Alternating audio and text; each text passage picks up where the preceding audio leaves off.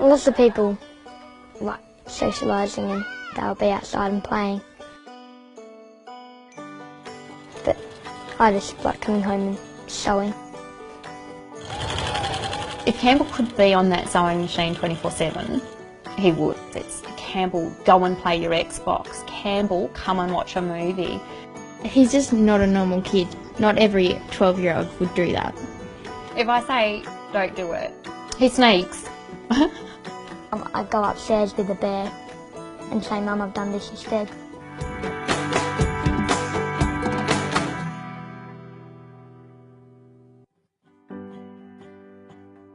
So not fair.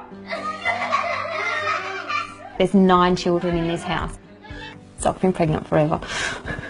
But there were 2 he prepared earlier, thankfully. I didn't do them all. And Campbell is just wired really differently. Back when I was 9, I was asking Mum if I could buy presents for kids in hospital. Mum said no, that's too much, because Mum had bought presents for 9 kids in the family. No, dude, no, we can't do that. He said, I'll make them then.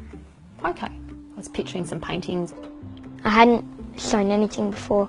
First ever time. It took a lot of practice. He'd Google a different pattern. Then he said, I need your help, I don't understand this, do you understand this? I'm like, no. Does my head in. It took me about 5 hours to make one little ratty, wiggly bear. But I did it, and then I got faster, quicker and quicker every time. Now I'm down to about an hour to make a bear. This is all my fabric, basically. I've got some patterns in these. Makes me feel a lot better when it's all organised and in place. I do lots of pocket money jobs to get and lots of people donate. I like this one, Campbell. Every time I see it, it goes, now that one's my new favourite. I kind of like colours. The Campbell's been making bears now for about 3 years. And we've tried to count them. Like 102? More than that. So I'd safely say it's probably 700 or 800. I think it's awesome that he does that sort of thing. The kids that haven't smiled in ages, and when they get given the bear, they smile. So I've come to the hospital and I'm going to give some bears to sick kids. Hi Campbell. Hello. Great to see you again. It could change people from being negative to be positive. I've made these bears. That one's yours.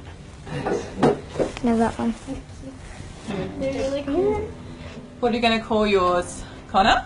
George. Connor's reaction was really cool. Just straight at George. How are you feeling? Good. Do you have to go to hospital a lot? Not very often. Well, that's Only good now. every Thursday. Well, today we're visiting Macy, who I gave a bear to. What did you name your bear? Cherry Roseberry. Cherry Roseberry. Macy was diagnosed with multiple brain tumours 4 years ago, and so she's still on active chemo, so I think it was pretty special when he turned up and gave you the bear, wasn't it? Yes. Yeah.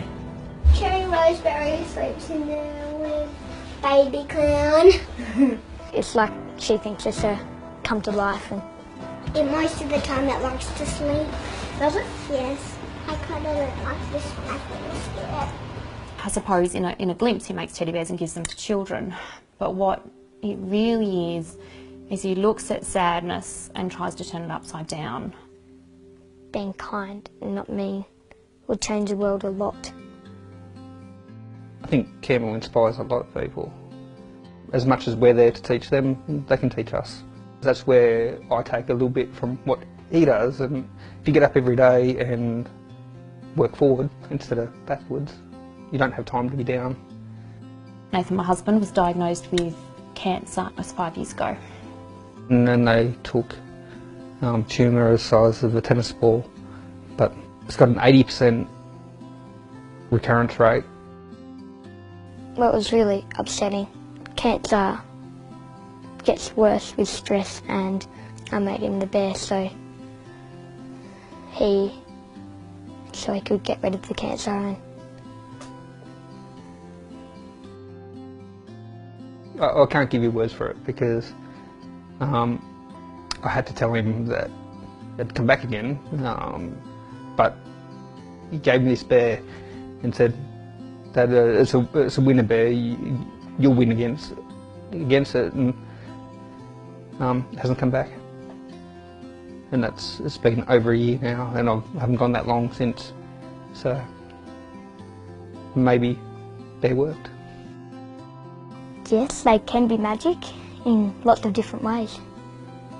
There's a little bit of magic in them. A lot of magic in Campbell though.